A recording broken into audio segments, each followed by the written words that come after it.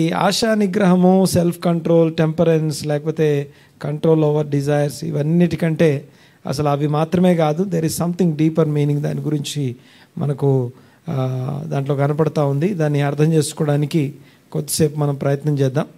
దాన్ని అర్థం చేసుకోవడానికి మొట్టమొదట ఈ మాట రాసినటువంటి వ్యక్తి, ఆయన యొక్క పర్స్పెక్టివ్, అంతేకాకుండా ఆ పర్స్పెక్టివ్ యొక్క రూట్స్ ఎక్కడున్నాయి, ఎక్కడి నుంచి తీసుకొచ్చి ఆ మాట చెప్తున్నాడు, తర్వాత ఏ విషయం బోధపడాలని ఆశపడుతున్నారు, తర్వాత అంతేకాకుండా చివరిలో మనం ఇంకో మాట చదువుతాం, ఇట్టి వాటికి విరోధమైన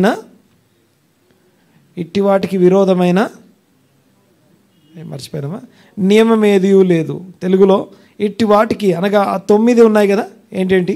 ప్రేమ, సంతోషం, సమాధానం, దీర్ఘశాంతం, దయాళుత్వం, మంచితనం, సాత్వికం, విశ్వాసం, ఆశా నిగ్రహం అనే ఆ లిస్ట్ ఏదైతుందో వాటికి విరోధమైన నియమము అని తెలుగులో ఉంది, బట్ ఒరిజినల్గా తోరా అని చూస్తాం.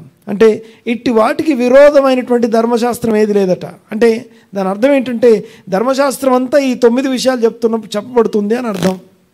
ధర్మశాస్త్రం అంతా కూడా ఈ 9 సంగతులు చెప్పబడుతున్నాయి. ఈ 9 సంగతులు మనం ఫలించడం కోసం చూడండి ఒకసారి మనకున్నటువంటి శ్రేష్టత ఒక్కసారి నేను గుర్తు చేస్తాను, గమనించండి ఒకసారి. మనకున్నటువంటి శ్రేష్టత ఏంటంటే ఏ మార్గంలో నడవాలో ఆ మార్గానికి సంబంధించిన సత్యవాక్యము అనే ఒక యెహోవా మార్గం మన ముందు ఉంది, ఒక డైరెక్షన్ మనకుంది. ఏ మార్గంలో నడవాలో సత్యవాక్యము అనబడిన ఒక డైరెక్షన్ మనకు ముందుంది. ఆ తర్వాత ఆ యొక్క వాక్యానికి సంబంధించిన కాడి మన మీద, అనగా ప్రభువైన యేసుక్రీస్తు యొక్క కాడి మన మీద మోపబడి ఉంది. అంటే అర్థం ఏంటంటే మన పక్కన యేసుక్రీస్తు యొక్క జీవితం, లేకపోతే ఆయన కాపరిత్వం, ఆయన నడిపింపు అనబడుతున్నటువంటి ఆయనతో సహదాసులంగా కాడి మోసే భాగ్యం మనం కలిగి ఉన్నాం. ఓకే, అంటే ఆయన తన కాడిని మన మీద మోపాడు అంటే అర్థం ఏంటంటే ఆయనతో పాటు, అనగా ఒక సీనియర్ ఎద్దు, ఒక జూనియర్ ఎద్దు, 2 ఎద్దులు కలిసి కాడిని మోస్తాయి. ఓకే, కొత్తగా ఒక ఎద్దుని కాడి మోసే అలవాటు ట్రైన్ చేయడం కోసం దాన్ని ఏం చేస్తారంటే ఓ సీనియర్ ఎద్దు పక్కన దాన్ని కట్టినప్పుడు అది దాంతో కలిసి నడుస్తూ నేర్చుకుంటుంది అన్నమాట. అలాగే ప్రభువైన యేసుక్రీస్తు 11వ అధ్యాయం 28వ వచనం మత్తయి సువార్తలో ప్రయాసపడి భారం మోస్తున్న సమస్త జనులారా నా యొద్దకు రండి, నేను మీకు విశ్రాంతిని. ఎలాంటి విశ్రాంతిని అంటే ఎవరెవరితోనో మీరు ఆ యొక్క దున్నడమో లేకపోతే కాడి మోసారు, నాతో కాడి మోయండి. ఆ కాడి మోయడం అంటే అర్థం ఏంటంటే డిసైపుల్షిప్ అని అర్థం. అనండి ఒకసారి మాట. డిసైపుల్షిప్ అనగా శిష్యత్వము, శిష్యరికము అని అర్థం. అనగా మన రబీ, మన గురువు పక్కన మనము ఒకే కాడిని మోస్తూ ఆయన మనల్ని ఏమంటే మన మీద బరువు వేయడట, లేకపోతే ఆయన కాడి సులువైనది, తర్వాత ఎలాంటి ఇల్ ఫిట్టింగ్స్ పెట్టను అని చెప్పి మాట్లాడడం మనం చూస్తాం. అంటే వెనక్కి ముందుకు బలాత్కారంగా లాగడాలు అలాంటివి చేయకుండా జాగ్రత్తగా లైఫ్ని లీడ్ చేయడం ఆయన నేర్పిస్తాడు మనకి. మొట్టమొదటిది మన ముందు ఒక మార్గం ఉంది. ఏ మార్గంలో నడవాలో ఒక మార్గం మన ముందు ఉంది, అనగా వాక్యం అనే ఒక మార్గం. పాదములకు దీపం, మన త్రోవలకు వెలుగై ఉన్న వాక్యం మనకుంది. తర్వాత ఆ వాక్యము శరీరం ధరించుకొని ఆయన జీవించిన జీవితం ఏదైతుందో అది మన పక్కన ఆయన జీవితమే. మన పక్కన ఆయన ఒక రబ్బీలాగా ఆయన శిష్యరికం చేస్తూ ఆయనతో కలిసి కాడి క్రింద ఉన్నాం. 2 ఇక 3వది ఏంటంటే అందులో నడవడం కొరకు, ఆ కాడిని మోస్తూ చక్కగా జీవించడం కొరకు, ఒక అద్భుతమైన దేవుని చిత్తానుసారమైన లైఫ్ స్టైల్ లీడ్ చేయడం కోసం పరిశుద్ధాత్మ నడిపింపు క్రిందికి మనం వచ్చాం. లోపలున్న వాక్యపు ఆత్మ పరిశుద్ధాత్ముడు మనల్నేమో ఎక్విప్ చేస్తున్నాడు, బలపరుస్తున్నాడు, శక్తినిస్తున్నాడు, కంఫర్ట్ చేస్తున్నాడు. ఓకే, పరిశుద్ధాత్ముడు లోపల నుంచి మనల్ని కంఫర్ట్ చేస్తూ శక్తినిస్తున్నాడు, అనగా మనం నడవడానికి అవసరమైనటువంటి శక్తిని, బలాన్ని, ఆరోగ్యాన్ని, తర్వాత నడిపింపునిస్తున్నాడు. 2వది పక్కన ఉన్నటువంటి క్రీస్తు యొక్క జీవితం ఏదైతుందో ఆయన అడుగుజాడలు అంటాం. క్రీస్తు అడుగుజాడలు ఏవైతే ఉన్నాయో ఈ అడుగుజాడలు అనేవి మనం నడవడానికి, కాడి క్రింద నడవడానికి సహాయం చేస్తున్నాయి. తర్వాత ఎటువైపు నడవాలంటానికి వాక్య ప్రత్యక్షత మార్గం మనకు కనిపిస్తూ ఉంది. ముందు మార్గం అనే ప్రత్యక్షత మార్గం కనిపిస్తూ ఉంది, వాక్యం అనే ఒక డైరెక్షన్ మనకు కనపడతా ఉంది. యేసు ప్రభు జీవితం అనే అడుగు జాడలు మన పక్క నుండి మనం నడిపిస్తున్నాయి. ఎలా నడవాలో అవసరమైనటువంటి శక్తిని, బలాన్ని పరిశుద్ధాత్మ ద్వారా లోపల నుంచి పొందుకుంటున్నాం. సో ఇలాగా ఆత్మీయ జీవితం మనం నడుస్తున్నటువంటి ఆత్మీయ జీవితంలో మనం కలిగి ఉన్న విషయాలు ఇవి. ఏమని చెప్పాను నేను? 3 విషయాలు చెప్పాను. ఒకటి, ఎటు నడవాలో వాక్యం మనకి మార్గం చూపిస్తూ ఉంది. ఎటు నడవాలో ఒక మార్గం చూపిస్తూ ఉంది. ఆ మార్గం, దాన్ని రుజు మార్గం, స్ట్రైట్ పాత్ అంటాం దాన్ని. తిన్నని మార్గం లేదా రుజు మార్గం, స్ట్రైట్ పాత్ అని పిలుస్తాం దాన్ని. చూడండి ఒకసారి, యూదా పత్రికలో రాస్తూ నక్షత్రాలు ఒక రుజు మార్గంలో వెళ్తూ ఉంటాయట. అబ్రహాంకి దేవుడు చూపించి, ఈ ఆకాశ నక్షత్రాలు ఎన్నే చూసుకో, ఇంతమంది పిల్లలు నీకు ఇస్తాను అన్నాడు. ఆకాశ నక్షత్రాలు అంటే చక్కని మార్గాల్లో, తినని మార్గాల్లో నడిచేవారు అని అర్థం. అనగా రుజు మార్గం, స్ట్రైట్ పాత్లో వెళ్ళే వాళ్ళు అని అర్థం. అయితే యూదా పత్రిక రాస్తూ ఏమంటారంటే, ఆ రుజు మార్గాన్ని, ఆ స్ట్రైట్ పాత్ని, తిన్నని మార్గాన్ని తప్పిపోయిన చుక్కలు అనే ఒక 3 పేర్లు రాస్తాడు. ఆ మార్గాన్ని తప్పారట 3. ఎవరెవరు వాళ్ళు? యూదా పత్రికలో. యూదా పత్రిక అంటే ప్రకటన గ్రంథానికి ముందు ఉంటుంది. ప్రకటన గ్రంథం అంటే బైబిల్లో ఆఖరిలో ఉంటుంది. ఆఖరి ప్రకటన గ్రంథానికి ముందు యూదా పత్రిక అని ఒకటి ఉంటుంది. ఆ యూదా పత్రికలో 3 పేర్లు రాశాడు ఆయన. ఈ తిన్నని మార్గాన్ని తమ మార్గం చెప్పివేసుకున్నారట. బుద్ధిమంతులైతే దేవుని వాక్యం అనే జీవవాక్యాన్ని చేత పట్టుకొని అనేకులను ఆ యొక్క సరైన మార్గంలో నడిపిస్తూ ఆకాశమందలి జ్యోతుల్లాగా లేకపోతే నక్షత్రాలు లాగా ఉంటారు అని దానియేలు గ్రంథంలో 12వ అధ్యాయంలో రాస్తుంది.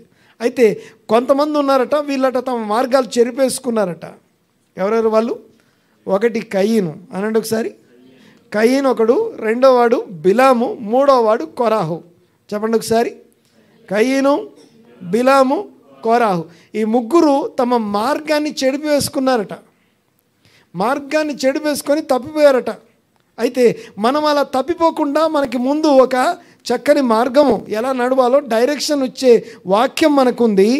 2, ప్రభువైన యేసుక్రీస్తు యొక్క జీవితం అనే అడుగుజాడలు మన పక్కన ఉన్నాయి. కాడి మోస్తూ మనతో కలిసి, సేమ్ కాడి ఆయన మోస్తూ నేను ఇద్దరం కలిసి జీవించడం కోసం ఆయన శిష్యరికం అనగా బాప్తిజం తీసుకొని శిష్యులం అవుతున్నాం. ఆయన స్కూల్లో నేర్చుకుంటున్నాం, ఎలా నడవాలో నేర్చుకుంటున్నాం. తర్వాత ఆ నడవడానికి అవసరమైనటువంటి ఆ యొక్క శక్తిని, బలాన్ని ఇచ్చేది ఎవరంటే లోపలున్న పరిశుద్ధాత్ముడు. వాక్యము, క్రీస్తు యేసు జీవితము, మూడోది పరిశుద్ధాత్ముడు. ఇవి 3 నువ్వు ఎట్లా నడవాలో, ఏం చేయాలో, ఎలాంటి జీవితాన్ని లీడ్ చేయాలో నీకు హెల్ప్ చేస్తున్నాయి. దేవునికి స్తోత్రం కలుగునుగాక. హల్లెలూయా. అయితే ఆ మార్గంలో నడిచేటప్పుడు మనం ఎలాంటి ఫలం ఫలించాలో ఈ 9 ఫలాల గురించి మనం ధ్యానం చేస్తూ ఉన్నాం. ఓకే, ప్రేమ, సంతోషం, సమాధానం, కంటిన్యూ చేయండి, దీర్ఘశాంతం, దయాలుత్వం, సాత్వికం, ఆశానిగ్రహం. లాస్ట్ది ఆశానిగ్రహం. అసలు ఆశానిగ్రహం అంటే ఏంటి? ఆశానిగ్రహం అనేది ఆఖరి మాట. ఈ ఆఖరిదైనటువంటి ఆశానిగ్రహం గురించి, ఆశానిగ్రహం అనే తెలుగు డిక్షనరీ చూస్తే వచ్చే డెఫినేషన్ వేరు. పదం మంచిదే, మాట మంచిదే, కాదంటానికి ఏం లేదు. ఆశానిగ్రహం అనేది, ఆ మాటను నేను తప్పు పట్టట్లేదు. ఓకే, బాగా గమనించండి ఒకసారి. ఆశానిగ్రహము, తర్వాత ఇంగ్లీష్లో మీరు ఇందాక చదివినటువంటి సెల్ఫ్ కంట్రోల్ కానివ్వండి, లేకపోతే ఆ యొక్క కంట్రోల్ ఓవర్ డిజైర్స్ అవనివ్వండి, టెంపరెన్స్ అవనివ్వండి, ఇవన్నీ కలిగి ఉండడం, ఆటన్నిటి గురించి మాట్లాడట్లేదు, కానీ ఇంకా కొంచెం డీపర్ థింగ్స్ని అందులో మనకి బోధించబడుతున్నాయి. దేవునికి స్తోత్రం కలుగునుగాక. ఈ మాటని అర్థం చేసుకోవడానికి మనము ఎక్కడి నుంచి అర్థం చేసుకోవాలి? పౌలు ఈ మాటని ఎక్కడి నుంచి మాట్లాడుతున్నాడు? అయితే హీబ్రూలో కనుక మనం చూస్తే, అనగా ఒరిజినల్ లాంగ్వేజ్లో కనుక ఈ మాటని మనం చదివితే, అర్థం చేసుకోవడానికి ప్రయత్నం చేస్తే, అక్కడ మనకు ఒక కొత్త పదం కనబడుతుంది. జెనియూత్ అంటారు దాన్ని. అనండి ఒకసారి. జెనియూత్, TZ. ఓకే, హీబ్రూ ఆల్ఫాబెట్స్లో జాదే అని ఒక అక్షరం ఉంటుంది, జాదే అంటాం. TZ లేకపోతే TS కలిసి ఉండి జెనియూత్ అనే పదం ఏదైతుందో, జెనియూత్ అనే మాటకి అర్థం ఏంటి? ఆశానిగ్రహం. ఇక్కడ మాట్లాడే ఆశానిగ్రహం అనే దానికి హీబ్రూ వర్డ్ జెనియూత్. జెనియూత్ అనే పదాన్ని మనం అర్థం చేసుకుంటే, ఆ పదం ఎక్కడి నుంచి వచ్చింది, ఆ పదం దేనితో కంటిన్యూ అయింది, లేకపోతే ఎక్కడి నుంచి అది ఎక్కడికి వచ్చిందో చూస్తే, ఓకే చూడండి ఒకసారి. ఆ జెనియూత్ అనే పదము, దాని ఉద్దేశం కనుక అర్థం చేసుకొని, ఒకటి. రెండోది, ఆ జెనియూత్ అనే పదము దాన్ని అనుసరించినటువంటి కొంతమంది వ్యక్తులు మనకి బైబిల్లో ఉంటారు. వాళ్ళు ఆ జెనియూత్ని ఎలాగా కలిగి ఉన్నారో వాళ్ళ జీవితాల్లో మనకు కనపడుతుంది. అప్పుడు ఆ ధ్యానం చేసినప్పుడు వాళ్ళ గురించి తెలుసుకున్నప్పుడు అప్పుడు అర్థమవుతుంది మనకి ఆశా నిగ్రహం అంటే ఏంటో అర్థమవుతుంది. హల్లెలూయా. రైట్, చూడండి ఒకసారి. జెన్యూత్ అనే మాటకి మోడెస్టీ లేకపోతే మోడెస్ట్ అంటాం. అంటే ఇంకొక పాయింట్ ఏంటంటే ఈ పదము మనము ఆ యొక్క ఎథిక్స్ అనే దాంట్లో, నైతిక నియమాలు అనే దాంట్లో ఈ పదాన్ని మనం మాట్లాడుకున్నాం. జెన్యూత్ అనే పదాన్ని మాట్లాడుకున్నాం. ఇక 48 పదాలు ఉన్నాయి, వాటిలో ఒకటిగా దీన్ని మనం ధ్యానించాం. సరే, దీని గురించి ఇప్పుడు కొత్తగా వినడానికి ప్రయత్నం చేద్దాం. నేను ఎక్కువ ఆ వర్డ్ని, ఆ వర్డ్ యొక్క వాటన్నిటి గురించి చెప్పడం కంటే కూడా ఆ వర్డ్ ఎక్కడుంది బైబిల్లో ఇది దాదాపుగా 2 సార్లు రాయబడి ఉంది. ఈ పదము ఎన్నిసార్లు? 2 టైమ్స్ రాయబడి ఉంది. అయితే విషయం ఏంటంటే ఆ 2 సార్లు రాయబడిన ఆ సందర్భాన్ని నేను చెప్పడం కంటే కూడా అక్కడ వ్రాయబడడానికి కారణాలు, తర్వాత అంతేకాకుండా కొంతమంది జీవితాలని ముందు మనం చూస్తే, వాళ్ళ గురించి ఆలోచన చేస్తే అసలు జెన్యూత్ అంటే అర్థం ఏంటో మనకు అర్థమవుతుంది. రైట్, చూడండి ఒకసారి. జెన్యూత్ అనే పదానికి యాక్చువల్గా తెలుగులో మనమేమో ఆశా నిగ్రహం అని పెట్టుకున్నాం, కానీ యాక్చువల్గా ఆ యొక్క మోడెస్టీ అనే పదం కొంచెం కరెక్ట్గా సరిపోతుంది. ఒకసారి ఈ వచనాన్ని చదువుదాం ఒకసారి. మీకా గ్రంథము 6వ అధ్యాయం 8వ వచనం చూడండి ఒకసారి. మీకా గ్రంథం 6వ అధ్యాయం 8వ వచనం. ముందుగా మీకా గ్రంథం 6వ అధ్యాయం 8వ వచనం చూడండి ఒకసారి. మనుష్యుడా, ఏది ఉత్తమమో అది నీకు తెలియచేయబడి ఉన్నది. న్యాయముగా నడుచుకునుటయు, కనికరమును ప్రేమించుటయు, దీన మనస్సు కలిగి నీ దేవుని ఎదుట ప్రవర్తించుటయు, ఇంతే కదా యెహోవా నిన్ను అడుగుచున్నాడు. మనుష్యుడా, ఏది ఉత్తమమో నీకు తెలియజేయబడి ఉన్నది. మీకా గ్రంథంలో 6వ అధ్యాయంలో ఏది ఉత్తమమో నీకు తెలియజేయబడి ఉంది. నీకు తెలియజేయబడ్డ తర్వాత గమనించండి ఒకసారి, నీకు తెలియజేయబడింది అని చెప్పి దాని తర్వాత ఏమనుందంటే 3 మాటలు, ఇవే కదా, ఇంతే కదా నిన్ను అడిగే దేవుడు అంటున్నాడు. ఏంటి ఆ 3 మాటలు? 1 చెప్పాలి, జస్టిస్, న్యాయము అంటాం, న్యాయంగా బ్రతకడం. 2 కనికరం కలిగి ఉండడం. 2 ఇక 3వది ఉంది చూసారా? ఆ 3వది ఏంటది చూడండి ఒకసారి. ఏమని రాస్తుంది అక్కడ తెలుగులో? దేవుని సన్నిధిలోట దీన మనస్సు కలిగి దేవుని ఎదుట ప్రవర్తించుట లేదా నడుచుట. ఇంగ్లీష్లో చూడండి ఒకసారి. అమ్మ ఏమనుంది అక్కడ ఇంగ్లీష్లో? వాక్ హంబ్లీ, ఏమో చేస్తుంది, and walking modestly with your God. Walking modestly with your God. దేవునితో కలిసి నడవడం. ఓకే, మోడెస్టీ అనే పదానికి తెలుగులో అర్థం ఏంటంటే చెప్పాలి, నిరాడంబరంగా బ్రతకడాన్ని మోడెస్టీ అంటాం. అంటే ఆశా నిగ్రహానికి సరైనటువంటి పదం మాట్లాడాలంటే కొంచెం దగ్గరగా ఉండే పదం నిరాడంబరంగా జీవించడం అని అర్థం. అనండి ఒకసారి మాట. ఆడంబరంతో కాకుండా ఎలా జీవించడం? నిరాడంబరంగా జీవించడం అని అర్థం. సో నిరాడంబరం అనే పదం కూడా ఎలాగా అర్థం చేసుకోవాలి, దేన్ని ఆడంబరం దేన్ని నిరాడంబరం అంటారు అంటే బైబిల్లో మనకు కొన్ని ఎగ్జాంపుల్స్ కావాలి. కొన్ని ఎగ్జాంపుల్స్ని చూసినప్పుడే దాన్ని మనం అర్థం చేసుకోగలం. చూడండి ఒకసారి. ముందుగా ఇంకా కొన్ని మాటలు మీకు జ్ఞాపకం చేస్తాను. వాక్ విత్ గాడ్, మీరు మీ దేవునితో నిరాడంబరంగా నడవండి, లేదా మిమ్మల్ని మీరు తగ్గించుకొని వినయ విధేయతలతో దేవుని ఎదుట ప్రవర్తించండి. దేవునితో వినయ విధేయతలతో మోడెస్టీగా నడవడం అంటే అర్థం ఏంటి? Walk modesty with your God అంటే అర్థం ఏంటి? ఎలా నడవాలి చూడండి ఒకసారి. ఈ వాక్, ఓకే, హీబ్రూలో అయితే అక్కడ ఒక పదం రాస్తుంది, ఒకసారి చూడము.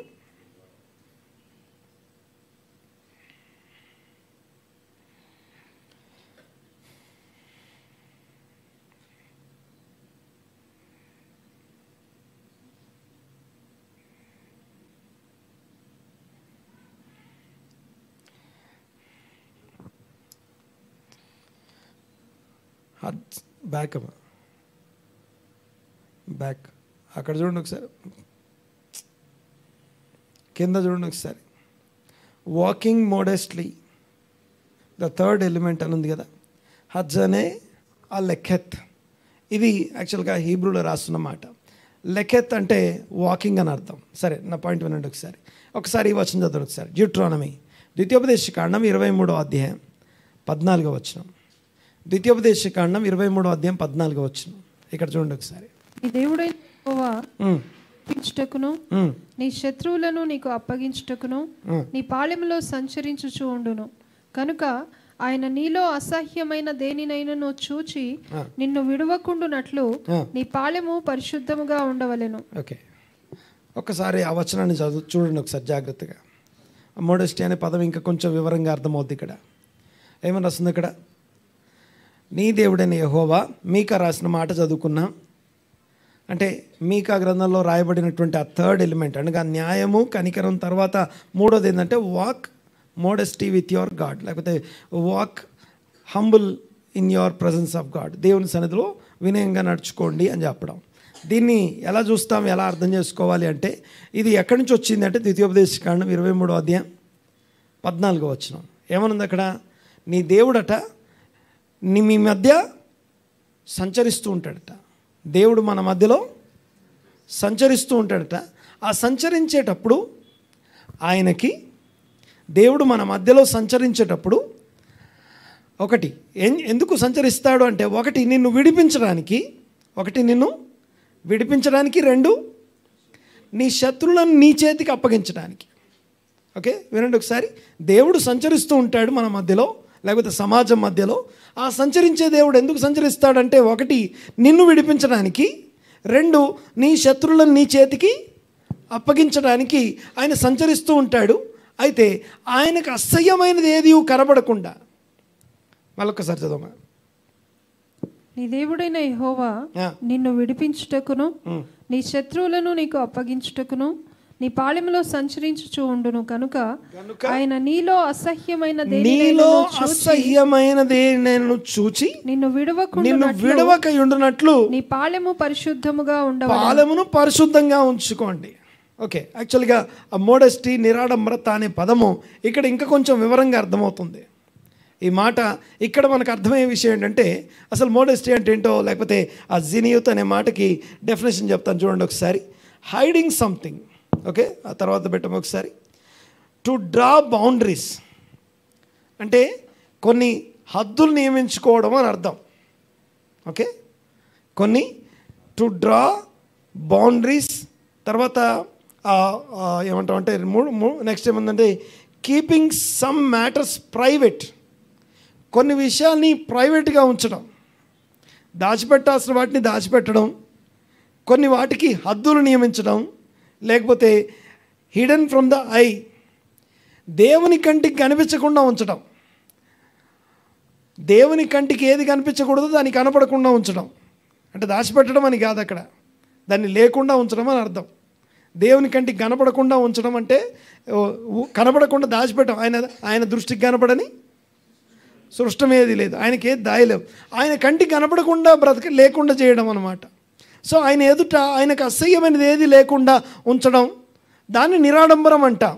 మరొకసారి, నిరాడంబరం అన్నా లేకపోతే ఆశా నిగ్రహం అన్నా రెండు ఒకటే. బైబిల్ ప్రకారం ఆశా నిగ్రహం అంటే నిరాడంబరం అని అర్థం. నిరాడంబరం అంటే దేవుని దృష్టికి అసహ్యమైన దాన్ని ఆయన దృష్టికి కనపడకుండా చేయడం. దేవుడు మన మధ్యలో సంచరించినప్పుడు ఆయన కొన్ని చూడకూడదు అనేవైతే చెప్పబడతాయో అవి మనలో లేకుండా ఉంచుకోవడం.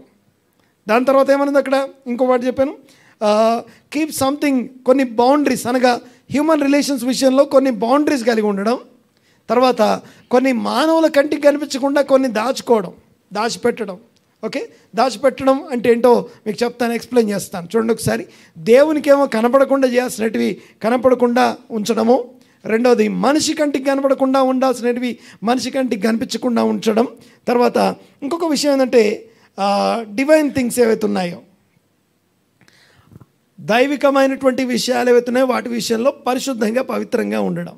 ఇది యాక్చువల్గా జినియూత్ అనే మాటకి డెఫినేషన్. ఇది అనగా నిరాడంబరత. దేవుని వాక్యంలో ఏదైతే ఆశా నిగ్రహం అని చెప్పబడిందో దాని అర్థం అది. దీని గురించి కొన్ని ఎగ్జాంపుల్స్ చెప్తే ఒక క్లారిటీ మనకు అర్థమవుతుంది. ఓకే, కొన్ని ఉదాహరణలు చూస్తే ఈ జినియూత్ అనే పదాన్ని ఎవరైతే జీవించారో వాళ్ళని చూస్తే మనకు అర్థమవుతాయి. చూడండి ఒకసారి. అందులో మీకు కొంతమందిని గుర్తు చేస్తాను. ఉదాహరణకి ఓకే, మామూలుగా ఈ జెనియూత్ అనే పదము, నిరాడంబరం అనే పదము ఎక్కువ ఎవరికి వాడతారు తెలుసా? పదం ఎక్కువ స్త్రీలకు వాడతారు. ఎవరికి? స్త్రీలకి. నిరాడంబరం అనే పదం ఎవరికి వాడతారు? ఎందుకు స్త్రీలకు వాడతారు?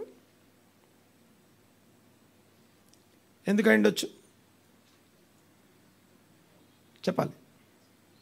ఎందుకు అయిండొచ్చు? ఏ విషయానికి ఉండొచ్చు?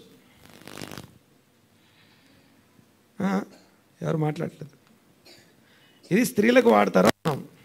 నిరాడంబరం అనే పదాన్ని స్త్రీలకి అని వాడతారు, స్త్రీలకు వాడతారు యాక్చువల్గా అని చెప్పాను. ఏ విషయంలో వాడుతుండొచ్చు?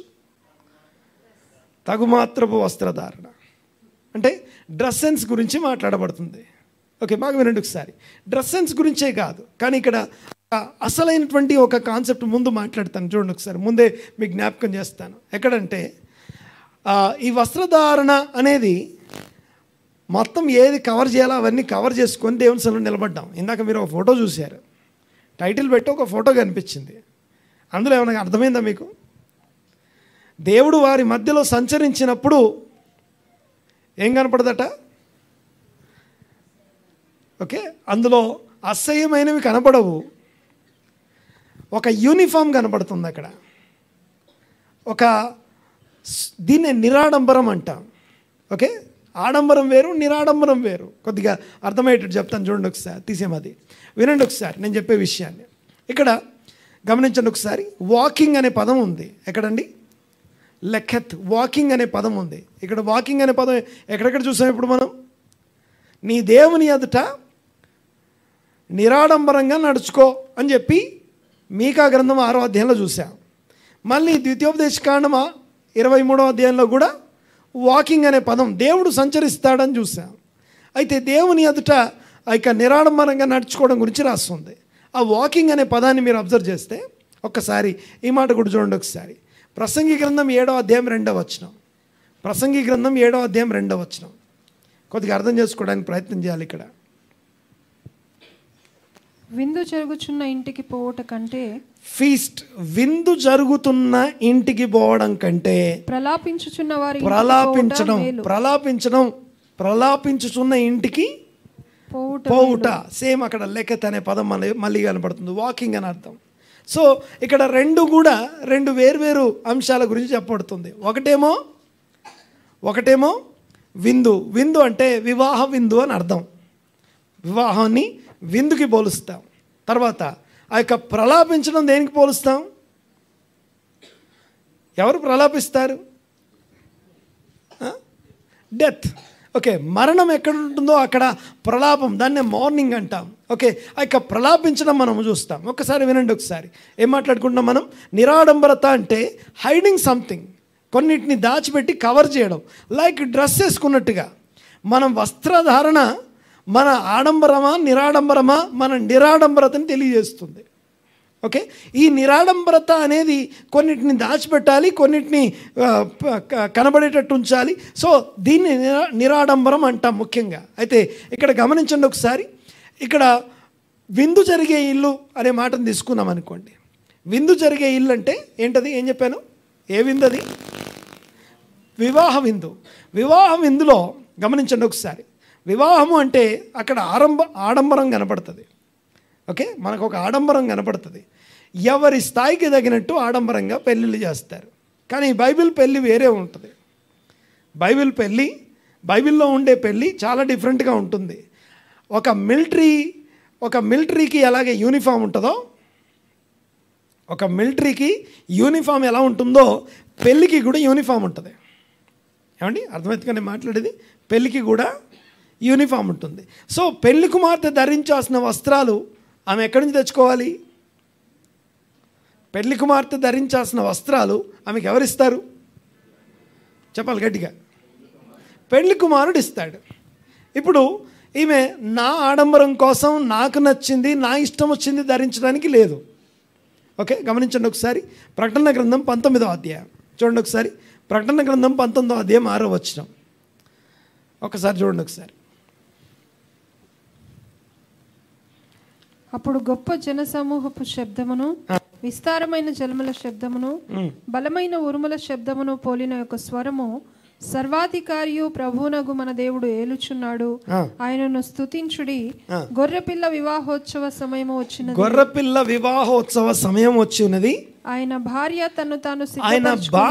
తన్ను తాను సిద్ధపరచుకున్నది కనుక మనము సంతోషపడి. వధువు ఇప్పుడు సిద్ధపరచుకుందంటే ఆడంబరాలతో సిద్ధపరచుకుంది అని అర్థం కాదు. ఏమని సిద్ధపరచుకుంది? చదవండి ఒకసారి, కంటిన్యూ. కనుక మనము సంతోషపడి ఉత్సహించి ఆయనను మహిమపరచెదమని చెప్పగా వింటిని. నెక్స్ట్, మరియు ఆమె ధరించుకొనుటకు ప్రకాశములను నిర్మలములనైన సన్నపు నార బట్టలు, ఎలాంటి ఆడంబరాలకి సంబంధం లేకుండా సన్నపు నార వస్త్రాలు మరియు వెలుగు వస్త్రాలు, ప్రకాశమానమైనటువంటి వస్త్రాలు ఆమెకి ఇవ్వబడ్డాయి. ఇవి ఆడంబరానికి గుర్తు కాదు. గమనించండి ఒకసారి. పెళ్లి కుమార్తెకి ఒక డ్రెస్ ఉంటుంది, పెళ్లి కుమారునికి ఒక డ్రెస్ ఉంటుంది, వివాహంలో ఉండే వాళ్ళందరికీ కూడా డ్రెస్ ఉంటుంది. అందరూ కూడా యూనిఫామ్ వేసుకోవాలి పెళ్లిలో. ఓకే, మన పెళ్ళిళ్ళు కాదు, నేను బైబిల్ పెళ్లి గురించి మాట్లాడుతున్నాను. అర్థమవుతుందిగా నేను మాట్లాడేది. ఇక్కడ బైబిల్ పెళ్లి ఎలా ఉంటుందంటే, పెళ్లి కుమార్తె ఏది ధరించాలో మోడెస్టీ, నిరాడంబరమైనటువంటి వస్త్రధారణ కలిగి ఉండాలి. ఆ యూనిఫామ్ ఏదైతే ఉందో, పెళ్లి కుమార్తె వస్త్రాలు ఏవైతే ఉన్నాయో ఆ వస్త్రాలు ఎవరిస్తారు? ఆమెకి పెళ్లి కుమారుడు ఇవ్వాలి. ఈ పెళ్లి కుమారుడు అంటే ఇష్టము పెళ్లి కుమారునిది, చాయిస్ పెళ్లి కుమారునిది. ఇక తన సొంత చాయిస్ లేదు. చూడండి ఒకసారి, పెళ్లి కుమార్తె ఇక్కడ వధువు గురించి రాస్తుంది కదా, ఏదైతే ప్రకటన గ్రంథంలో సంఘం అనే వధువు గురించి రాస్తుంది కదా. ఆ వధువు ఎలా ఉందంటే, ఆ వధువు ఏ వస్త్రాలు ధరించుకుందంటే, నా వస్త్రం నేనే ధరించుకుంటానని చెప్పట్లేదు ఆమె. నా అన్నం నేనే తింటాను, నా వస్త్రం నేనే ధరించుకుంటాను అనట్లేదు. కానీ మనం దీని గురించి చదువుకున్నాం కదా, యెషయా గ్రంథం 4వ అధ్యాయంలో 2వ వచనంలో మాట్లాడుకున్నాం. నా 7 స్త్రీలు ఒక పురుషుని పట్టుకొని వాళ్ళు ఏమంటారట, నా వస్త్రం నేను ధరిస్తాను, నా అన్నం నేను తింటాను, నీ పేరు నాకు పెట్టు అంటారు. అంతే. అంటే నీ పేరు మాత్రం వాడుకుంటాం అంతే. గమనించండి ఒకసారి. అలాంటిది ఇక్కడ ఎలాగ మార్చబడిందంటే, ఒక వధువు అంటే ఒక సింగిల్ పర్సన్ కాదు, ఒక వ్యక్తి కాదు, ఇట్స్ అ కాంబినేషన్. అందరూ నానా భాషలు మాట్లాడే వాళ్ళు ఉన్నారు, రకరకాల వంశాల వారు ఉన్నారు, రకరకాల దేశాల వాళ్ళందరూ కలిసి ఒక్క శరీరంగా మారారు. ఆ ఒక్క శరీరంగా మారి వాళ్ళందరూ ఎలాంటి వస్త్రం ధరించారంటే, వాళ్ళందరూ కలిసి దేవుడు ఆమెకి ఇచ్చినటువంటి వస్త్రాలు, అనగా పరిశుద్ధుల నీతి క్రియలు అని రాసి ఉంటుంది. తర్వాత ఆ వస్త్రాల పేరేం పేరు? పరిశుద్ధుల నీతి క్రియలు అనే వస్త్రాలు ధరించుకుందట. అంటే ఆడంబరాన్ని ధరించుకోలేదు. ఎలాంటి వస్త్రధారణ అంటే ఆ వస్త్రధారణ ధరించినటువంటి ఆ పెళ్లి కుమార్తె వస్త్రధారణ. ఇప్పుడున్న వధువుల గురించి నేను మాట్లాడట్లేదు, ఇప్పుడు మనకు తెలిసిన పెళ్ళిళ్ళలో వేసుకునే డ్రెస్సుల గురించి నేను మాట్లాడట్లేదు. బైబిల్లో ఉన్న వధువు గురించి నేను మాట్లాడుతున్నాను, బైబిల్ పెళ్ళి గురించి మాట్లాడుతున్నాను. అక్కడ ఆడంబరాలు ఉండవు. అంటే ఆడంబరాలు కానీ లేకపోతే అక్కడ ఉన్న యూనిఫామ్ ఒకటే ఉంటుంది, ఆ యూనిఫామ్ మాత్రమే ఉంటుంది. అయితే విషయం ఏంటంటే, అలా ధరించుకొని వస్తున్నటువంటి ఆ స్త్రీ ఎవరైతే ఉన్నారో ఈమె వధువు. అయితే ఆ ఎలాంటి వస్త్రాలు ధరించాలో ఎగ్జాక్ట్గా తన చాయిస్కి, తన ఇష్టానికి, తన డిజైర్కి సంబంధం లేకుండా వరుడు ఏం కోరుకుంటున్నాడో దాన్ని ధరించుకొని, ఆ క్రియలనే వస్త్రాలు ధరించుకొని, ఆ వెలుగు వస్త్రాలు ధరించుకొని, పరిశుద్ధుల నీతి క్రియలనే వస్త్రాలు ధరించుకొని తన్ను తాను అలంకరించుకుంటుంది కదా. దీన్నే నిరాడంబరత అంటాం, దీన్నే ఆశా నిగ్రహం అంటాం. దీన్ని ఏమంటాం? ఆశా నిగ్రహం. అయితే ఆమె ఏమేమి కవర్ చేయబడ్డంటే, మచ్చ, ముడత, డాగు, కలంకం అవన్నీ కవర్ అయ్యే విధంగా ఈ క్రియల చేత కవర్ చేయబడింది. ఆమేన్. మచ్చ, ముడత, డాగు, కలంకం ఇవి ఏవి కనపడకుండా చక్కగా కవర్ చేయబడింది. అంతేకాదు ఆమె సువాసనివ్వడం కోసం ఆమె కొరకు యేసు ప్రభు యొక్క బలియాగం వలన కలిగే ఆ యొక్క పరిమళ సువాసన ఆమె నుంచి వస్తూ ఉంది. సో ఇంకేవేవో రావట్లేదు ఆమె దగ్గర నుంచి. అద్భుతమైనటువంటి క్రీస్తు బలియాగపు సువాసన వెదజల్లబడతా ఉంది. సో ఇది ఆమె వ్యక్తిగత అంటే ఆమె నడుచుకుంటూ వస్తున్నప్పుడు అప్పుడు వివాహ విందు జరుగుతుందట.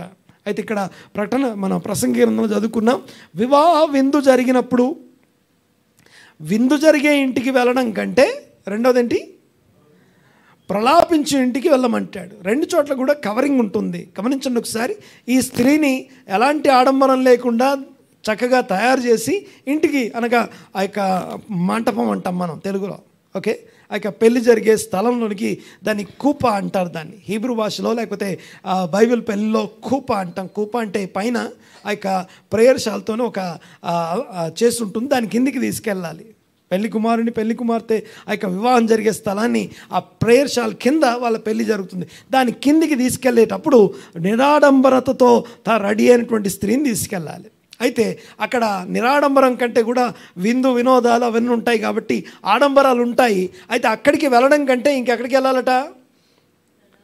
ప్రలాపించే ఇంటికి. ఒక్కసారి ప్రలాపించే ఇంటిలో అక్కడ కూడా హైడింగ్ లేకపోతే కొన్ని కవర్ చేయడం అని మాట్లాడాను కదా. నిరాడంబరత అక్కడ అవసరం. అక్కడ ఇలాంటి హంగులు ఆర్భాటాలు ఉండవు. గమనించండి ఒకసారి. అక్కడ మరణానికి ప్రలాపించే వాళ్ళకి మధ్యలో కవరింగ్ లాగా ఉండాలి. అక్కడికి ఎందుకు వెళ్తాం? ఆ యొక్క మరణమున్న ప్రలాపించే ఇంటికి ఎందుకు వెళ్తాం? మరణానికి ప్రలాపించే వారికి మధ్యలో ఉండాలి, కవర్ చేయడానికి వెళ్ళాలి. తర్వాత ఆ మరణించినటువంటి ఆ యొక్క బాడీ లేకపోతే ఆ యొక్క శరీరం ఏదైతే ఉందో దాన్ని ఏమాత్రం అగౌరవపరచకుండా, అర్థమవుతుంది కదా, దాన్ని ఏమాత్రం అగౌరవపరచకుండా దాన్ని కూడా చక్కగా అలంకరిస్తారు. ఆ యొక్క బాడీని కూడా చక్కగా అలంకరించి ఆ యొక్క జాగ్రత్తగా హైడ్ చేయడాన్ని. దేన్ని హైడ్ చేస్తున్నాం మనం? దేన్ని కవర్ చేస్తున్నాం మనం? మరణాన్ని కవర్ చేస్తున్నాం. చూడండి ఒకసారి. పెళ్లి కుమార్తె దగ్గర వివాహం ఇంట్లోనేమో పెళ్లి కుమార్తె యొక్క బలహీనతల్ని వాటన్నిటినీ కప్పే విధంగా పెళ్లి కుమారుని టేస్ట్కి, పెళ్లి కుమారుని యొక్క ఇచ్చ ప్రకారం ఆమెకి డ్రెస్ తొడగబడినట్టుగానే ఇక్కడ మరణం కవర్ చేయబడతా ఉంది. మరణం కవర్ చేయబడి చక్కగా అలంకరించబడినటువంటి ఆ యొక్క శరీరాన్ని తీసుకెళ్తారు. అది తీసుకెళ్ళేటప్పుడు ఆ ఇంటికి వెళ్ళి మనం ఏం చేస్తున్నామంటే ఆ యొక్క ప్రలాపించే వారికి ఆ యొక్క మరణానికి మధ్యలో ఒక కవరింగ్ లాగా ఉంటున్నాం. దేవునికి స్తోత్రం కలుగునుగాక. హల్లెలూయా. నేను మాట్లాడేది అర్థమవుతుంది కదా. చూడండి ఒకసారి. సేమ్ ఇదే విషయాన్ని ఇంకా అర్థం చేసుకోవడానికి కొన్ని విషయాలు మీకు గుర్తు చేస్తాను. నంబర్ 1, రాహేలు దగ్గర నుండి పౌలు వరకు బెన్యామీను గోత్రాన్ని గుర్తు చేస్తాను. బెన్యామీను గోత్రం అనండి ఒకసారి. ఈ బెన్యామీను గోత్రం ఎంత అంటే వీళ్ళు ఎలాంటి వాళ్ళు అంటే వీళ్ళందరూ కూడా మోడెస్టీ, జినియూత్ అనే దానికి చాలా దగ్గర సంబంధం ఉన్నటువంటి వారు. బెన్యామీను గోత్రంలో ముఖ్యమైన పేర్లు చెప్పండి అంటే ఏం పేర్లు చెప్తారు? సౌలు. ఇంకా బెన్యామీను గోత్రంలో ముఖ్యమైన వాళ్ళ పేర్లు చెప్పండి అంటే ఏం చెప్తారు? ఇంకా పౌలు. ఓకే, పాత నిబంధనలో సౌలు రాజు, కొత్త నిబంధనలో పౌలు. ఇంకా ఇంకా ఇంకెవరైనా ఉన్నారా? ఇంకెవరైనా ఉన్నారా? మోస్ట్ ఫేమస్ పర్సనాలిటీస్ ఇంకెవరైనా ఉన్నారా? ఇంకెవరైనా మర్చిపోయి ఉంటున్నారు?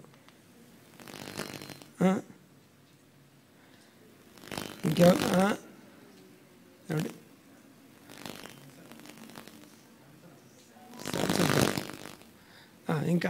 ఇంకెవరో మర్చిపోయారు. అసలైనటువంటి ఒక ఆమెను మర్చిపోయారు. ఎస్తేరు ఎవరు? బెన్యామీను గోత్రమే కదా. ఒక్కసారి చూడండి ఒకసారి. ఎందుకు ఈ మాట చెప్తున్నానంటే మీరు ఎవరి పేరు తీసుకున్నా రాహేలును చూడండి ఒకసారి. కవర్ చేయడం అంటే ఏంటో చెప్తాను, దాచిపెట్టడం అంటే ఏంటో చెప్తాను. చూడండి ఒకసారి, కొద్దిగా అర్థం చేసుకోవడానికి ప్రయత్నం చేయండి ఒకసారి. జస్ట్ కొంతమంది పేర్లు వాళ్ళ లైఫ్లో వాళ్ళు ఎలా కవర్ చేశారో మీకు జ్ఞాపకం చేస్తే ఈ ఆశా నిగ్రహం అంటే ఏంటో, ఆత్మఫలంలో చివరిది ఏంటో మనకు అర్థమవుతుంది. వాకింగ్ విత్ మోడెస్టీ అంటే ఏంటో తెలుస్తుంది. చూడండి ఒకసారి, జాగ్రత్తగా గమనించాలి ఈ మాట. ఎస్తేరు తన ఐడెంటిటీని దాచిపెట్టింది. ముందు రాహేలు దగ్గర నుంచి మొదలు పెడదాం. రాహేలు. యాకోబు ప్రేమించింది ఎవరిని? రాహేల్ని. ఓకే, పెళ్లి చేసుకోవాల్సింది ఎవరు? రాహేలే కదా. యాకోబు రాహేలు పెళ్లి జరగాలి. రాహేలు ప్లేస్లో లేయాను పెట్టి పెళ్లి కుమార్తెగా రెడీ చేస్తున్నప్పుడు రాహేలు ఏమన్నా మాట్లాడిందా? ఏదన్నా మాట్లాడినట్టు కానీ ఏమన్నా రాసుందా మనకి? ఎదురాడడం కానీ లేకపోతే, ఎందుకంటే యాకోబు ప్రేమించే తననని తెలిసినా కూడా అలాగా సైలెంట్గా ఉండడాన్ని మోడెస్టీ అంటాం. ఎందుకంటే మన లాబానే చెప్తున్నాడు, మా దేశంలో పెద్ద కుమార్తెకు పెళ్లి చేయకుండా చిన్న కుమార్తెకు చెయ్యము అని చెప్తున్నాడు. సో ఆ ప్రాసెస్లో లేయా లైఫ్ గురించి ఆలోచిస్తుంది. కాబట్టి దాన్ని ఏమంటామంటే మోడెస్టీ అంటాం. అక్కడి నుంచి స్టార్ట్ చేస్తే ఇప్పుడు తను సైలెంట్గా ఉండడం, తన ఆ యొక్క ఎమోషన్స్ని కనబడకుండా లేకపోతే వాటన్నిటినీ జాగ్రత్తగా జీవించడం ఏదైతుందో దాన్ని మోడెస్టీ, ఆశానిగ్రహం అంటాం, హైడింగ్ సంథింగ్ అంటాం. చూడండి ఒకసారి. అక్కడి నుంచి నెక్స్ట్ చూస్తే బెన్యామీను చూడండి ఒకసారి. యోసేపును అమ్మేసే దాంట్లో కూడా యోసేపు అమ్మి వేయబడుతున్నప్పుడు ఎదురాడుతున్నట్టు కానీ లేకపోతే తిరిగి ఫైట్ చేస్తున్నట్టు కానీ కనపడదు. యోసేపును తన సహోదరులు కొట్టి హింసించి ఆ గోతిలో పడేసినప్పుడు, ఓకే, యోసేపు ఎవరంటే ఆ రాహేలు కుమారుడు. ఆ రాహేలు యొక్క క్యారెక్టర్ ట్రైట్స్ అంటాం వీటిని. ఓకే, ఏంటది? మోడెస్టీ అనేది రాహేల్ దగ్గర నుంచి స్టార్ట్ అవుతుంది. అనగా రాహేల్ దగ్గర మనం నేర్చుకుంటాం. చూడండి ఒకసారి. దాచిపెట్టడం లేకపోతే నిగ్రహం కలిగి ఉండడం అంటాం దీన్నే. నిరాడంబరంగా జీవించడం అంటాం దీన్ని. తర్వాత చూడండి ఒకసారి. అలాంటి జీవితాన్ని అనగా యోసేపు యొక్క లైఫ్ స్టైల్లో మీరు చూస్తే ఆ యొక్క ఫరో దగ్గర జీవించినప్పుడు కూడా దాన్ని మోడెస్టీ అంటాం.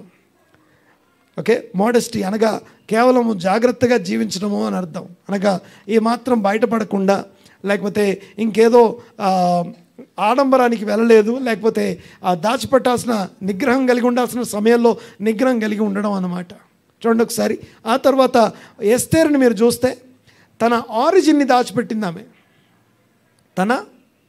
తను ఏ వంశానికి చెందిందో, తను ఏ జాతికి చెందిందో ఆ విషయాన్ని చెప్పకుండా దాచిపెట్టింది తను. అలా దాచిపెట్టి తను అలాగా దాచిపెట్టి ఉంచడం ఏదైతుందో దాన్ని మోడెస్టీ అంటాం.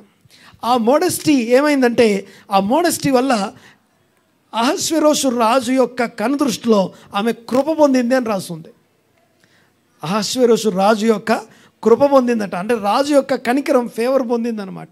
ఆ ఫేవర్ పొందే విధమైనటువంటి వస్త్రధారణ, ఆ ఫేవర్ కేవలం స్పిరిచువల్లే కాదు, ఫిజికలే కాదు, స్పిరిచువల్లీ తను చాలా మోడెస్టీ అనగా ఆ యొక్క నిరాడంబరంగా కనపడతా ఉంది. ఓకే, తర్వాత చూడండి ఒకసారి. ఇక సౌలు అభిషేకించబడ్డాడు. అభిషేకించబడిన సౌలు యొక్క ప్రారంభం చాలా గొప్పది, అద్భుతమైంది. గమనించండి ఒకసారి.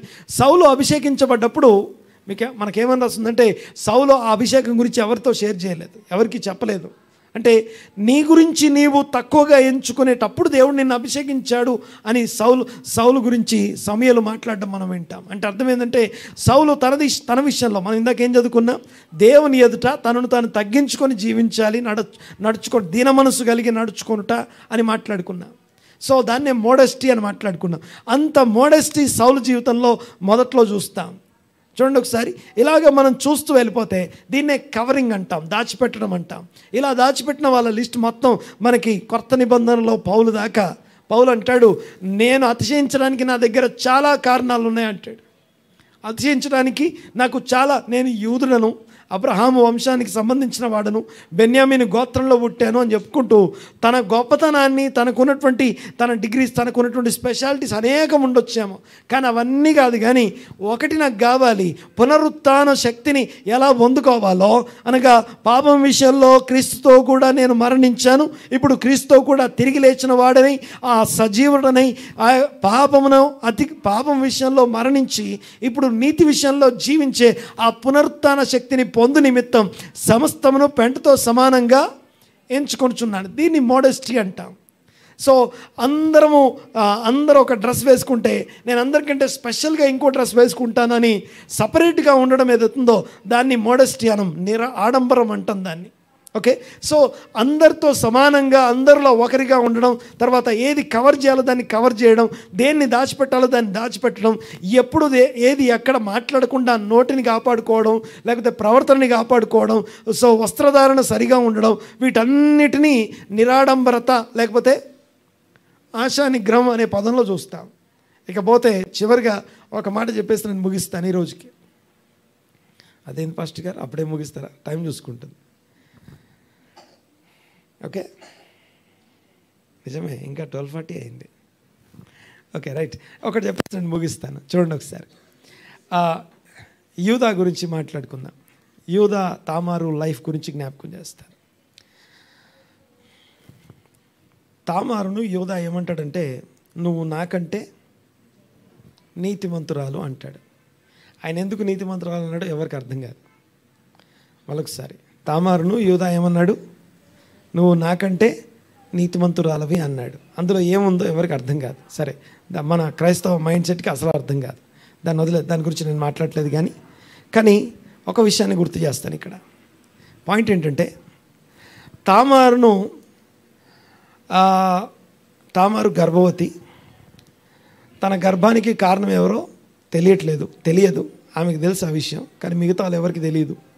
సో ఆ గర్భాన్ని బట్టి ఇప్పుడు ఈమెని అందరి మధ్యలో నిలబెట్టి తగలబెట్టే పరిస్థితి వచ్చింది. యూదా అనబడుతున్నటువంటి ఆ ప్రాంతానికి సంబంధించిన ముఖ్యమైనటువంటి జడ్జ్, న్యాయాధిపతి తీర్పు తీరుస్తాడు. ఇప్పుడు ఆమె నిలబెట్టి ఏం చేయాలి? ఇప్పుడు తగలబెట్టేయాలి, కాల్ చేయాలి.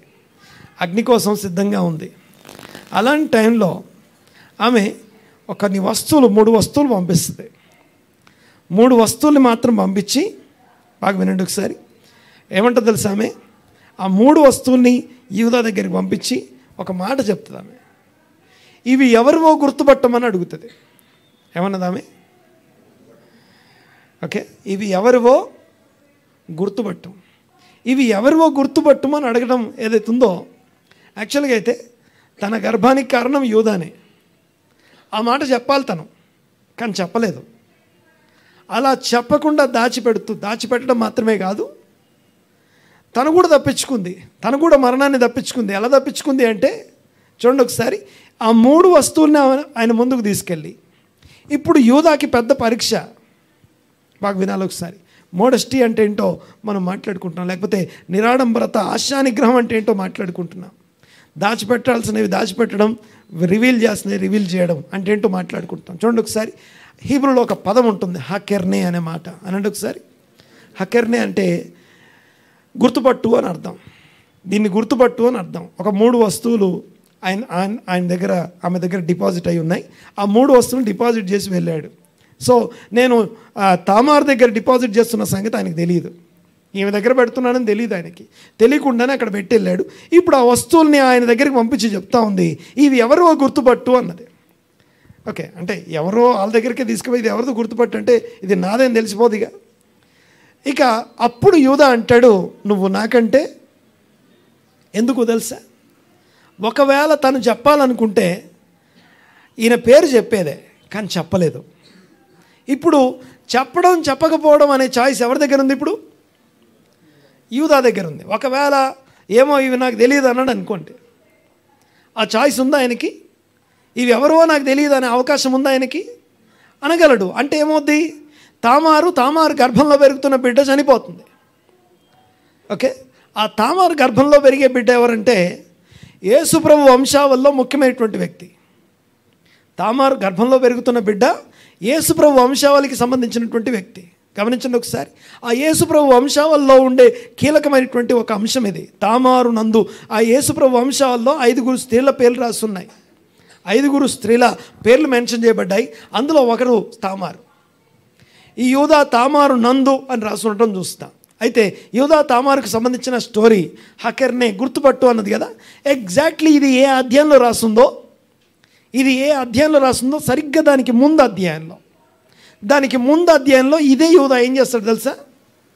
అప్పుడు యూదా ఏం చేశాడంటే తన సొంత తమ్ముణ్ణి కొట్టి గోతులో పడేసి తర్వాత తీసి అమ్మివేసే ద సేల్ ఆఫ్ జోసెఫ్ అనే క్రైమ్లో, అనగా ఈ తమ్ముణ్ణి అమ్మేసే క్రైమ్లో ముఖ్యమైనటువంటి వ్యక్తి ఎవరంటే యూదా. అమ్మివేయడం మాత్రమే కాదు, ఇంకా ఏం చేశాడు తెలుసా? ఆ తమ్ముని యొక్క వస్త్రాన్ని తీసుకొని, ఆ తమ్ముని యొక్క పై వస్త్రాన్ని అనగా ఆ యొక్క రోప్ని తీసుకొని మేక యొక్క రక్తాన్ని దానికి అంటించి తీసుకెళ్ళి యాకోబు దగ్గర తీసుకెళ్ళి అది చూపించి ఏమంటాడు తెలుసా? ఏమన్నాడు? ఇది ఎవరిదో గుర్తుపట్టు అన్నాడు. ఒకసారి అన్నమాట. సేమ్ వర్డ్ హకెర్నే అంటే ఎవరిదో గుర్తుపట్టు అంటే, ఈయన ఎప్పుడైతే ఆయన దగ్గరికి వచ్చి ఇది ఎవరితో గుర్తుపట్టు అనే మాట ఆయనకు వినపడిందో, కొన్ని సంవత్సరాల క్రింద జరిగినటువంటి విషయం ఆయన ముందుకు వస్తుంది. ఏంటది? తన సొంత తమ్ముణ్ణి చంపి, లేకపోతే ఐడెంటిటీని చంపేశారు, చనిపోయినట్టుగా చిత్రీకరించారు. ఇప్పుడు వస్త్రాన్ని తీసుకొచ్చి తండ్రి దగ్గర పెట్టి ఏమంటున్నాడు? ఇది ఎవరిదో గుర్తుపట్టు. చూడండి ఒకసారి, అప్పుడు యోధా పాపాన్ని దాచిపెడుతున్నాడు, దోషాన్ని దాచిపెడుతున్నాడు. దాచిపెట్టి అవతల ఉన్న తండ్రితోనే చెప్పిస్తున్నాడు. మనమేం సొంతంగా ఏం చెప్పట్లేదు. నీ తమ్ముడు చచ్చిపోయాడు, మా తమ్ముడు చచ్చిపోయాడను, లేకపోతే నేనేం చెప్పాల్సిన అవసరం లేదు, ఆయన ఊహించుకోవాలంతా. సో జస్ట్ తీసుకెళ్ళి ఆ విషయాన్ని దాచిపెట్టి వస్త్రాన్ని తీసుకొచ్చి చెప్తున్నాడు, ఇది ఎవరిదో గుర్తుపట్టు. అప్పుడు ఆయన ఏం చేస్తాడు, ఆ వస్త్రం మీద ఉన్నటువంటి రక్తం మరకలు చూసి ఏదో క్రూరముఖము తినేసింది అనుకోవాలి. ఆయనంతటా ఆయన చెప్పుకుంటాడు, మనం ఏం చెప్పాల్సిన పని లేదు. సో దీన్ని హైడింగ్, ఇది మోడెస్టీ అనం, దీన్ని నిరాడంబరత, ఆశా నిగ్రహం అనం. దీన్ని కంప్లీట్ క్వైట్ ఆపోజిట్ థింగ్ అది. ఎగ్జాక్ట్లీ ఇదే పరిస్థితిని ఏ తప్పైతే తను చేశాడో, ఎలా అయితే చేశాడో ఎగ్జాక్ట్ మళ్ళీ అదే పొందుకునే పరిస్థితికి చేరుకున్నాడు. ఇప్పుడు ఆయన దగ్గర అదే వస్త్రం ఆయన దగ్గరికి, లేకపోతే ఆయన దగ్గరికి 3 వస్తువులు తీసుకురాబడ్డాయి. ఇవి ఎవరివో గుర్తుపట్టు. ఇవి ఎవరివో గుర్తుపట్టాలా గుర్తుపట్టకపోవడం ఇప్పుడు ఆయన చేతిలో ఉంది. లోపల తెలుసు కదా ఆయనకి ఇవి నావే అని. తెలిసినప్పుడు ఒకవేళ ఇవి నావి కావు, ఎవరో నాకు తెలియదు అన్నాడు అనుకుందాం.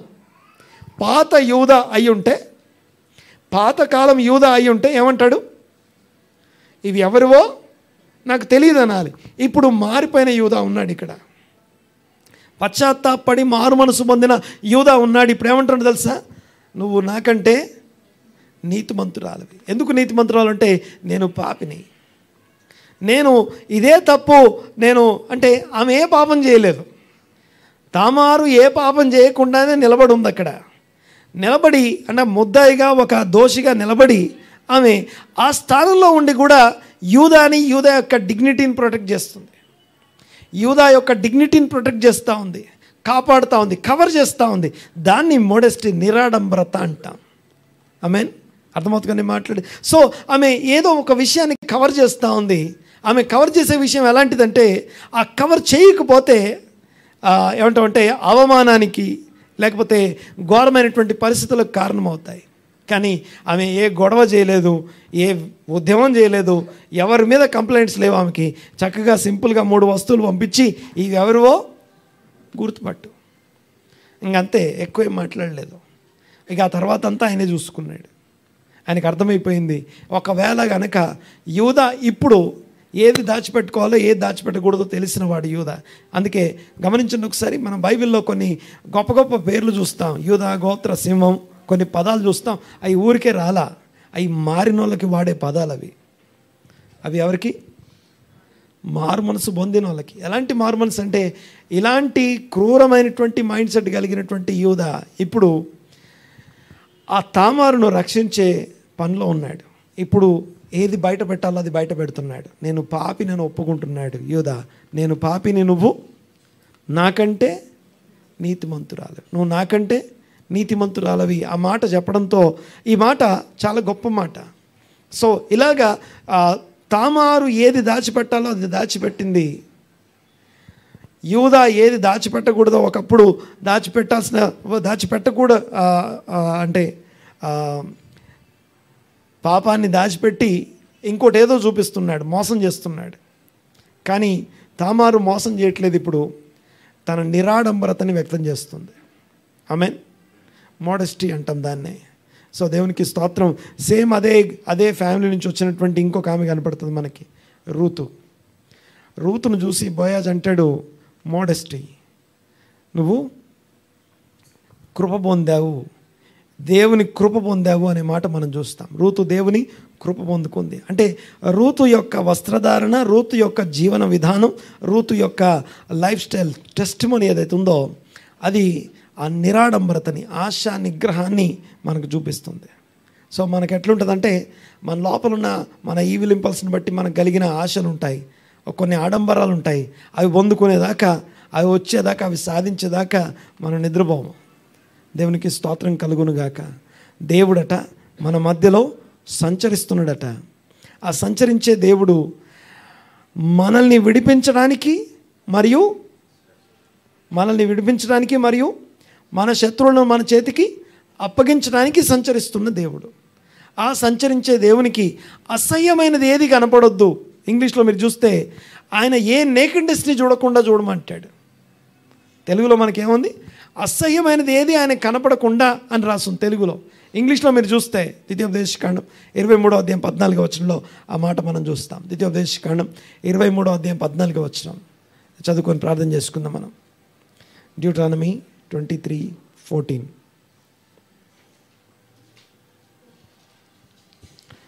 Nothing that he may see nothing indecent among you indecent and turn among away you. from you. ఇంకో కొన్ని చోట్ల మనకు కనపడుతుంది మాట ఎనీ నేకెడ్నెస్ అనే మాట మనకు కనపడుతుంది. అంటే దిగంబరత్వం కాకుండా కొన్ని కవర్ చేయబడాలి. పాపము, దోషం, అతిక్రమాలు అటోన్ చేయబడాలి. ఆయన రక్తం చేత కవర్ చేయబడాలి. క్రీస్తు రక్తం చేత కవర్ చేయబడాలి. సో గమనించండి ఒకసారి, ఆయన దృష్టికి కనపడని సృష్టం ఏదీ లేదు. అలాంటి ఆయనకి నేకెడ్నెస్, ఇక ఆదాము వాళ్ళ దగ్గర మనం చూస్తాం, వాళ్ళు నేకెడ్గా కనిపించిన మేము దిగంబరులము అంటాడు. వాళ్ళ దిగంబరత్వాన్ని కవర్ చేయడానికి ఒక గొర్రె ఆయనకి వారికి చర్మపు చొక్కాయిలు గుట్టించాడు అని రాస్తుంది. అందరం లేచిపెడదాం ఒకసారి, అందరం లేచిపెడదాం, ప్రార్థన చేసుకుందాం. ప్రార్థన పూర్వకంగా నిబంధన రక్తంలో, నిబంధన శరీరంలో పాల్పొందుదాం. ప్రభువైన యేసుక్రీస్తు రక్తమట ప్రతి పాపాన్ని కప్పుతుంది అని చదువుతాం మనం. పాపములు, దోషములు, అపరాధములు ఆయన రక్తం చేత కప్పబడుతూ ఉన్నాయి, అటోన్ చేయబడుతున్నాయి అని అర్థం. అందులో చెబుదాం, కళ్ళు మూసుకొని ప్రార్థన చేసుకుందాం. తరలించి రెండు చేతులు పైకెత్తి, మా దేవా మీకు వందనాలు, స్తోత్రం నాయన. ఈ మధ్యాహ్నం నాతో మాట్లాడిన ప్రతి మాటను బట్టి మీకు వందనాలు నాయన. మీకే వందనాలు తెలుస్తున్నా. ఘనమైన మీ నామాన్ని బట్టి మీకు వందనాలు, స్తోత్రం నాయన.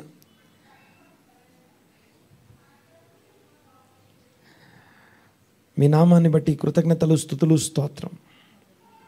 ఏకీభవించి ఇంతవరకు నాయన ప్రభా మీ సన్నిధిని మాకు అనుగ్రహించినందుకు మీకు వందనాలు. మీ నామమును బట్టి స్తోత్రం నాయన. ఘనత, మహిమ, ప్రభావం మీకు ఆరోపిస్తున్నాం. మీ సన్నిధిని బట్టి మీకు వందనాలు. మాతో మాట్లాడండి.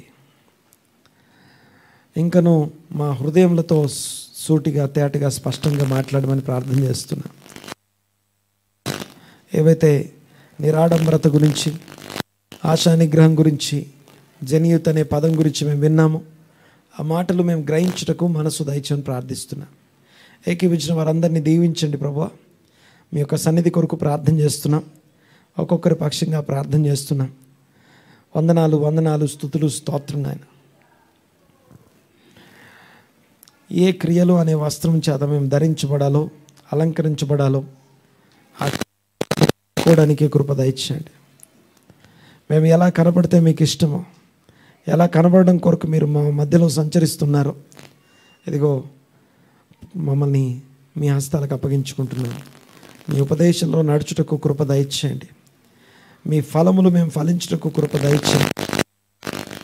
సమస్తమైన ఆధిపత్యము, అధికారము ఇదిగో మీదే అని ఒప్పుకుంటూ వినయంతో వేడుకొంచున్నాం తండ్రి. ఆమేన్.